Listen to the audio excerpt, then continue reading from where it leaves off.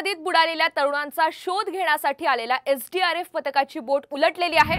पथकामधील 4 जणांसह एक स्थानिक बोटीमध्ये बुडाल्याची माहिती आहे। अकोले तालुक्यातील सुगाव गावाजवळची ही सगळी घटना आहे। एसडीआरएफ पथकातील तिघांचा मृत्यू झालाय तर दोघांचा शोध सुरू आहे।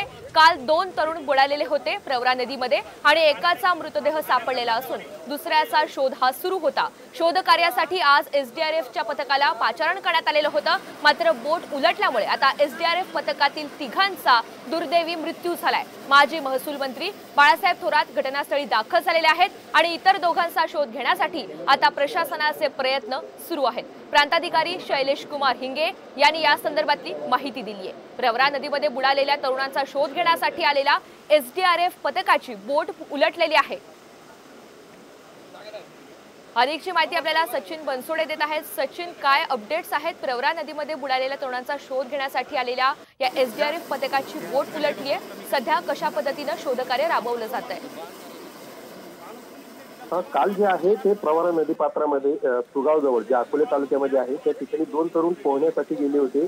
त्यात ते दोघेही पाण्यामध्ये बुडाले। त्यातील एकाचा मृतदेह काल सापडला होता, मात्र दुसऱ्याचा शोध सुरू होता। आज सकाळी एसडीआरएफचं जे पथक आहे राज्य आपत्ती प्रतिसाद दलाचं त्यांना पाचारण करण्यात आलेलं होतं आणि त्यांच्यासह एक स्थानिक देखील या बोटीमध्ये शोध कार्यासाठी उतरलेला होता। मात्र यातील 3 जणांचा जो आहे एसडीआरएफ पथकातील तिघांचा पाण्यात बुडून मृत्यू झालेला आहे। अत्यंत धक्कादायक अशी घटना ही म्हणावी लागेल। त्यांच्या एकंदरीत जर बघितलं तर या घटनेमुळे मोठी खळबळ उडालेली आहे, कारण जे बचाव कार्यासाठी आलेले होते तेच बुडालेले आहेत। घटनास्थळी आता माजी महसूल मंत्री जे आहेत काँग्रेस नेते बाळासाहेब थोरात हे पोहोचलेले आहेत। त्यासोबतच प्रशासनाचे सगळे पथक जे आहेत ती आता बचाव कार्यासाठी किंवा त्या ठिकाणी मदत कार्यासाठी पोहोचले आहेत आणि त्या ठिकाणी यांचा शोध घेण्याचं काम आता सध्या सुरू आहे। मात्र एसडीआरएफ पथकातील सध्या शोधकार्य हे सुरू आहे, मात्र बोट उलटल्यामुळे एसडीआरएफ पथकातील तिघांचा दुर्दैवी मृत्यू झालाय। सचिन, धन्यवाद सविस्तर माहितीबद्दल। इतर दोघांचा शोध घेण्यासाठी सध्या प्रशासनाचे प्रयत्न सुरू आहेत। काल सुगाव परिसरामध्ये 2 मुलं पोहण्यासाठी आले होते। दुर्दैवानं त्यांचा पाण्यात पडून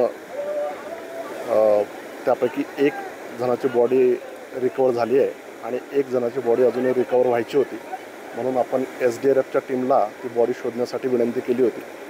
एसडीआरएफचं पथक आज सकाळी 6 वाजता आलेलं आहे आणि बचाव कार्य करताना त्यांची बोट दुर्दैवानं पाण्यामध्ये उलटली आणि त्यापैकी 4 जवानांना आपण आता सद्यस्थितीमध्ये हॉस्पिटलला रेफर केलं आहे। एका जवानाची तब्येत आता स्टेबल आहे आणि 3 जवानांची